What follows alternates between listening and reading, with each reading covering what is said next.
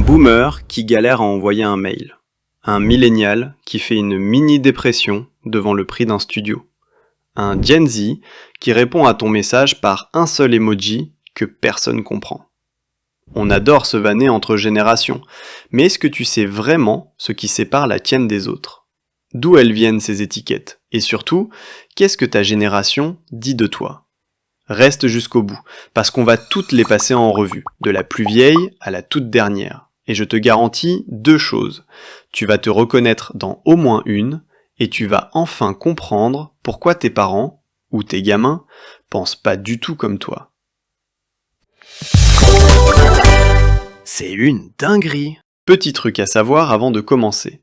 Une génération, c'est pas juste une tranche d'âge. C'est un groupe qui a grandi avec les mêmes événements, les mêmes technos et les mêmes galères. Et ça finit par forger une mentalité commune.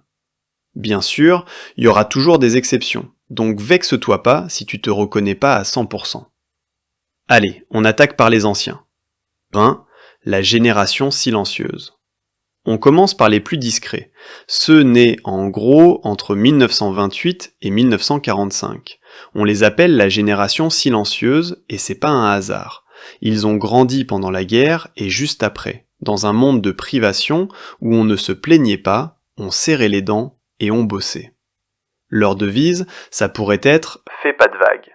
Discipline, loyauté, économie, respect de l'autorité, ils ont reconstruit le pays en silence, ils gardaient le même boulot 40 ans et ils ont appris à tout réparer plutôt qu'à tout jeter. Aujourd'hui, c'est probablement tes arrière-grands-parents. Si t'en as connu un, tu sais à quel point ils trouvaient qu'on gaspille tout de nos jours. Et franchement, sur ce coup-là, ils ont pas tout à fait tort. 2. Les baby-boomers. Ensuite, le gros morceau. Les baby-boomers, nés entre 1946 et 1964, pendant l'explosion des naissances de l'après-guerre. Eux, ils ont grandi pendant les 30 glorieuses, le plein emploi, la croissance qui n'en finissait plus. C'est la génération de mai 68, du rock, des grandes révolutions sociales. Mais c'est aussi, soyons honnêtes, la génération qui a acheté des maisons quand c'était abordable, et qui détient aujourd'hui la plus grosse part du patrimoine. D'où le fameux « OK boomer ». On les vanne parce qu'ils galèrent avec la technologie et qu'ils commencent leurs phrases par « de mon temps ». Mais faut leur reconnaître un truc, ils ont vécu plus de changements en une vie que n'importe qui avant eux. Et en parlant de patrimoine, j'ai fait une vidéo entière sur les signes invisibles de richesse. Va la checker, tu verras que plein de ces signes viennent justement de cette génération-là.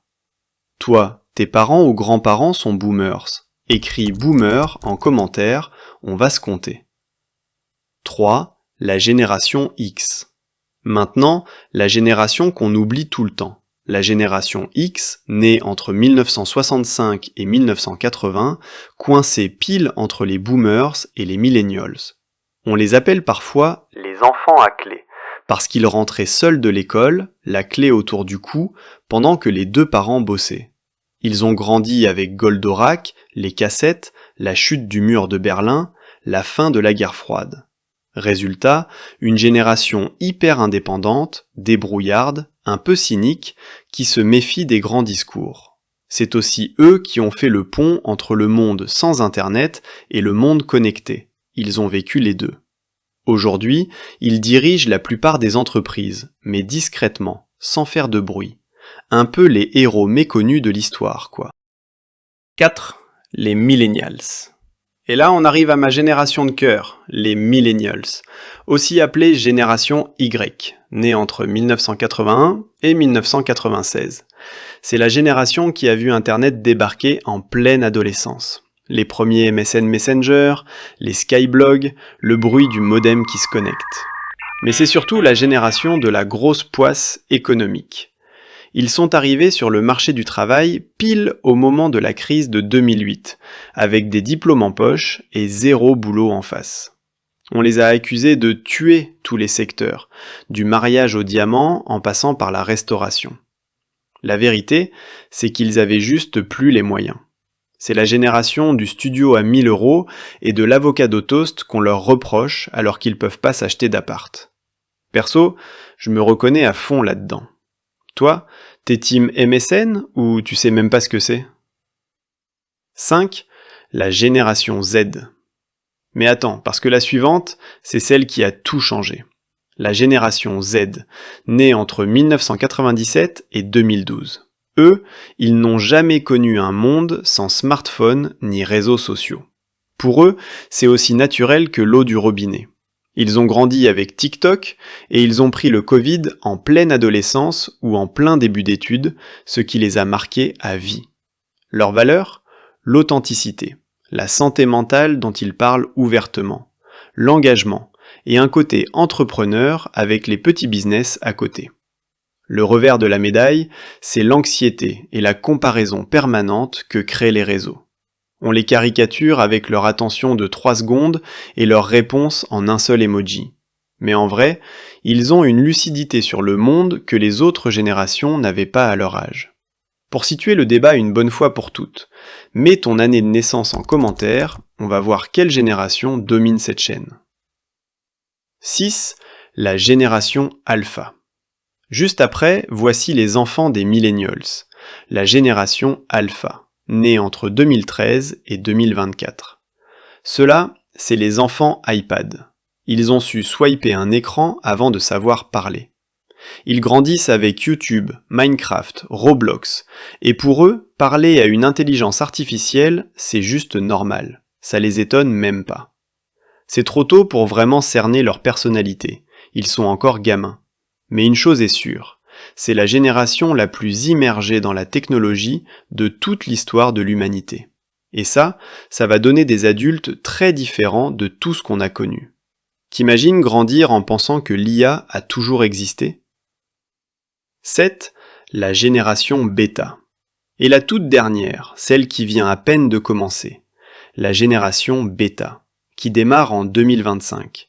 Donc oui, si t'as eu un bébé cette année, félicitations, t'as un petit bêta à la maison. On sait encore quasiment rien d'eux, forcément, mais on peut déjà parier sur un truc. Ils vont grandir dans un monde où l'intelligence artificielle sera un compagnon de tous les jours, où la frontière entre le réel et le virtuel sera floue dès la naissance. En gros, le futur qu'on voyait dans les films de science-fiction, eux, ils vont le vivre comme leur quotidien banal. 8. La vérité sur les générations. Et maintenant, le truc que personne te dit. Parce que tout ce qu'on vient de voir, c'est utile, mais c'est à prendre avec des pincettes. À la base, le découpage en générations vient d'un sociologue, Karl Mannheim. Et les dates exactes, elles sont en partie inventées par les médias et le marketing, surtout américains. Quelqu'un né en 1996 et quelqu'un né en 1981 sont tous les deux millennials, alors qu'ils ont quasiment rien vécu pareil. Donc ces étiquettes, c'est super pour comprendre comment une époque façonne une mentalité. Mais c'est nul quand on s'en sert juste pour se diviser et se balancer des clichés à la figure. La vraie info à retenir, c'est pas ta génération est mieux que l'autre, c'est qu'on est tous, à fond, le produit de l'époque dans laquelle on a grandi. Donc s'il y a une seule chose à garder de cette vidéo, une génération, au fond, ça parle moins de ton âge que du monde qui existait quand tu as ouvert les yeux. Tes parents sont pas dépassés, et tes gosses sont pas des extraterrestres. Vous avez juste grandi dans des mondes différents. Abonne-toi, parce qu'ici on décortique ce genre de trucs qui expliquent vraiment comment marche le monde. Et la prochaine fois, on monte d'un cran avec un sujet qui vous a beaucoup demandé.